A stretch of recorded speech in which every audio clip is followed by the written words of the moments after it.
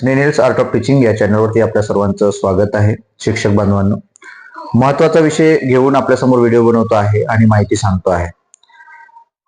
आपल्याला माहिती आहे की जो निर्णय आहे टीईटीचा निर्णय आहे, टीईटीचा निर्णय घेऊन कितीतरी शिक्षक जे आहेत तर ते त्यांना एक घाबरल्यासारखं होत आहे आणि बाकी सर्व ज्या गोष्टी आहेत त्या अत्यंत महत्वाच्या आहेत, ज्या टीईटीचा विषय आहे.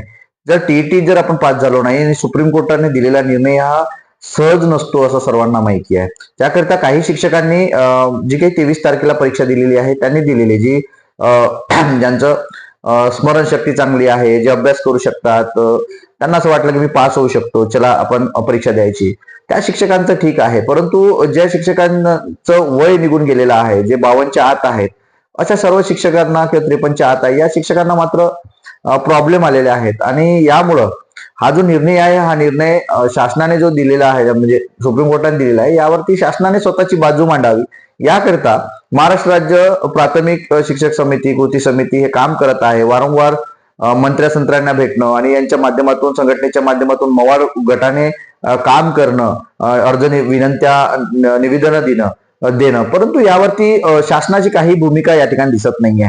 इतर 6 ते 7 स्टेटमध्ये स्वतः त्या राज्य सरकारने भूमिका घेऊन सुप्रीम कोर्टाला चॅलेंज करण्याची भूमिका घेतलेली आहे. परंतु महाराष्ट्र शासनाच्या दृष्टीने हे काही दिसत नाहीये. कारण यातून अजूनही आपल्याला शोकांतिका अशी आहे की शासनालाच या शिक्षण व्यवस्थेचं काही देणं घेणं नाही किंवा महाराष्ट्राच्या शिक्षकाचं किंवा शाळांचं काही देणं घेणं नाही, हे यातून दिसून येते. आणि दुसरा जो मुद्दा आहे, जो हायकोर्टाने निर्णय दिलेला आहे, मुंबई हायकोर्टाने निर्णय दिलेला आहे समायोजनाच्या बाबतीतला, म्हणजे संच मान्यतेच्या बाबतीतला, की नवीन सुधारणा केलेल्या संच मान्यतेच्या धोरणानुसारच ही संच मान्यता ठरवली जाणार आहे.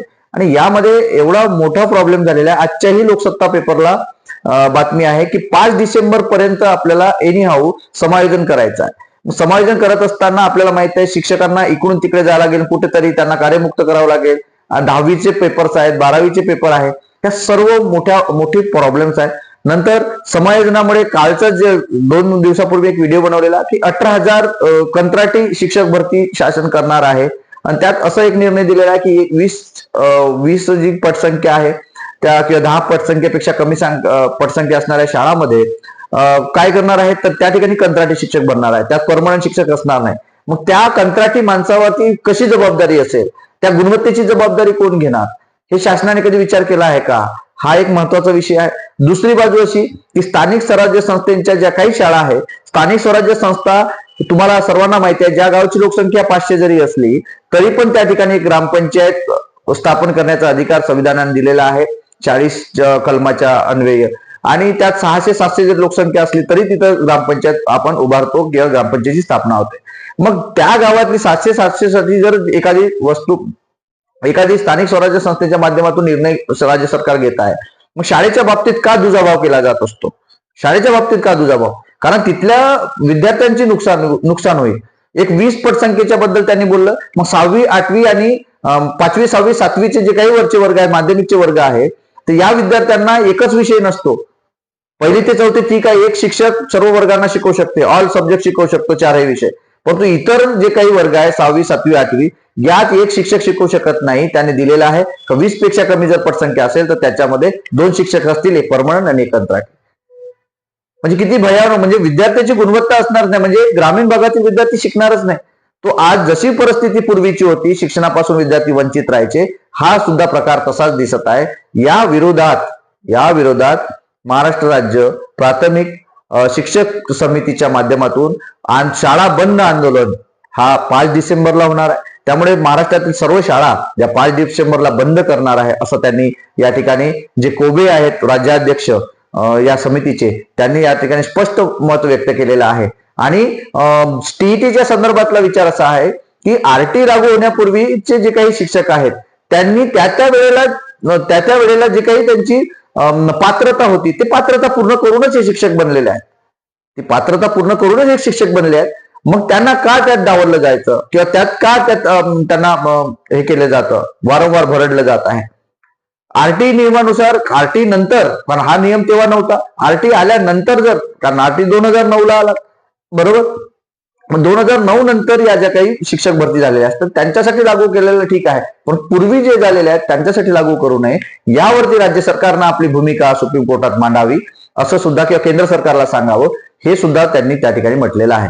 परंतु या बाबतीत कोणताही शासन निर्णय घेत नाहीये, महाराष्ट्र राज्याचा शासन निर्णय घेत नाहीये, राज्य सरकार निर्णय घेत नाहीये हे त्या ठिकाणी स्पष्ट केलंय. मग हे शासन आपल्याला ऐकत नाही आणि वेगवेगळे जे काही शासन निर्णय येत आहेत त्यात जो समायोजनाचा निर्णय आता घेतलेला आहे त्यांनी आजच्या पेपरला आहे की समायोजनाचा निर्णय थांबवण्याबाबतीत पुन्हा शिक्षक समितीने निवेदन दिलेले आहेत मुख्यमंत्र्यांना की विद्यार्थ्यांचं नुकसान झालं नाही पाहिजे.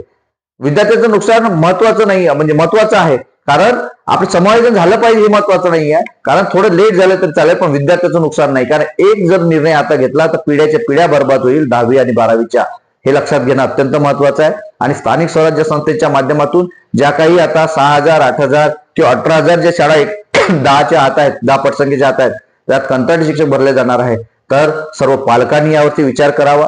हा लढा जो आहे हा शिक्षण कृती समितीचाच नाही तर पालकांनी सुद्धा यावर विचार करावा. आपापल्या तालुक्यातील आपापल्या जिल्हा परिषदेतील जे काही पदाधिकारी आहेत, आपल्या तालुक्यातील किंवा तुमच्या विधानसभा क्षेत्रातील जे काही आमदार आहेत यांना हा प्रश्न विचारणं प्रत्येक शासन शाळा व्यवस्थापन समितीचा जबाबदारी आहे आणि शिक्षकांची सुद्धा जबाबदारी आहे. त्यामुळं हा आंदोलन त्यांनी स्वीकारलेला आहे.